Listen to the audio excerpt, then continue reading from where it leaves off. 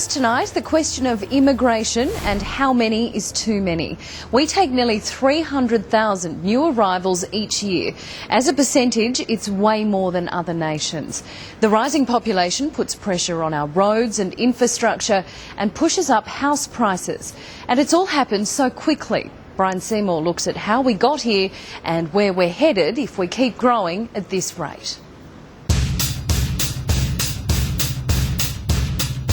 Australia's population is expanding faster than any other country in Asia and at double the world average. Over the past 9 years, Australia's population has grown by about 3 million. Each year our population grows by up to 400,000 people. Nearly 3/4 are migrants. Australia is experiencing runaway population growth. This Rudd government MP has a plan to fix it.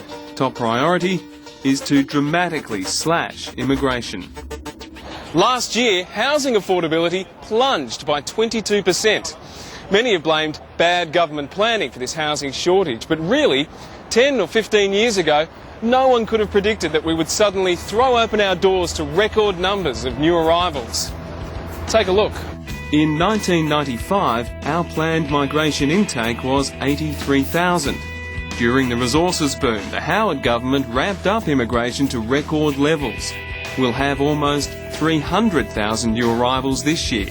Our immigration rate of 2.1% last year was double that of the United States and New Zealand and 7 times higher than the United Kingdom. Most of that growth will be in our major cities, and so particularly in southeast Queensland, Sydney, Melbourne, Perth, and I think the residents in these areas can look forward to more of the same, only worse. Dr. Bob Birrell from Monash University's Centre for Population and Urban Research says Kelvin Rudd is sending out a mixed message. I think the Rudd government is trying to have it both ways. It's telling people it wants to improve their quality of life and protect the environment, reduce greenhouse emissions, but its main priority is to maximise economic growth in Australia, and it sees population growth as a key factor in this goal. So far, Kelvin Rudd has indicated he supports a big Australia, but that support may be wavering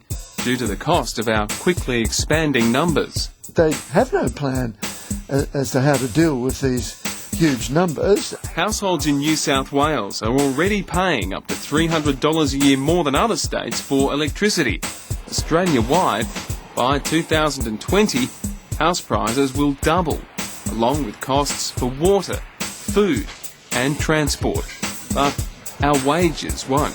If you take seriously the concerns about quality of life and environment, then you wouldn't be running a migration program on the scale that this government is running. Yet business groups have slammed the idea of importing skilled workers, claiming it will cost many Australians their jobs. It's an absolute certainty. Chief Executive of the Australian Federation of Employers and Industries, Gary Brack, says we need more skilled immigrants. It's far too simplistic, I'm afraid, to say, let's train them all here. Of course we should be doing that, but you can only do that at the pace at which the economy allows you to do it.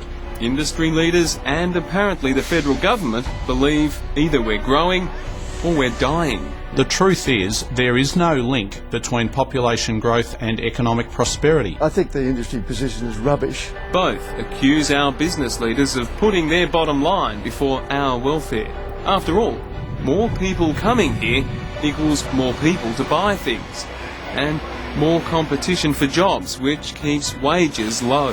The problem is that they get the benefits of the expansion, but the rest of us have to pay the costs of accommodating the additional people. If you put artificial brakes on the economy, then it's not a simple question to say, we'll cap it at this figure and we'll go no further, because you can't pick those winners, unfortunately, very easily. Earlier this week, a poll of 1,000 Australians was released. It found 70% of us believe we are growing too fast and that we won't be able to manage the projections. We're tracking now for 36 million at least by 2050, and I think the pressure that puts on the Australian way of life, on housing affordability, on traffic congestion, on our endangered species, on our water supplies, that pressure is unsustainable.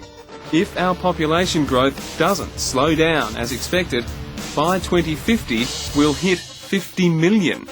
Thomson's 14-point plan involves cutting immigration to the levels we had in 1995, treating New Zealand like any other country, and dropping the baby bonus. This, he says, will give Australia in 2050 a population of 26 million. That's the kind of increase which I believe is sustainable and would enable us to better protect our Australian way of life, provided we're prepared to reduce our net overseas migration to 70,000 per annum. Kelvin Thomson and Dr Birrell are at pains to point out the one thing this population debate is not about is race. It's not a matter of interest to me as to whether migrants come from Britain or from Europe or from Asia or from Africa, so we shouldn't change the non-discriminatory migration policy. Still, other experts believe the problem will fix itself, that birth rates will fall and population here and globally will stabilise by 2050 at 10 billion. I've been listening to demographers predict this for years. The fact is that it never happens. Our population has been rising exponentially, both globally and in Australia. There is no basis to believe that when we hit 36 million by 2050, we'll simply stop there. The fact is we'll crash right through that and keep on going. And Kevin Rudd has appointed a population minister, Tony Burke, who says he'll have a plan ready for discussion within a year, no doubt after the next federal election.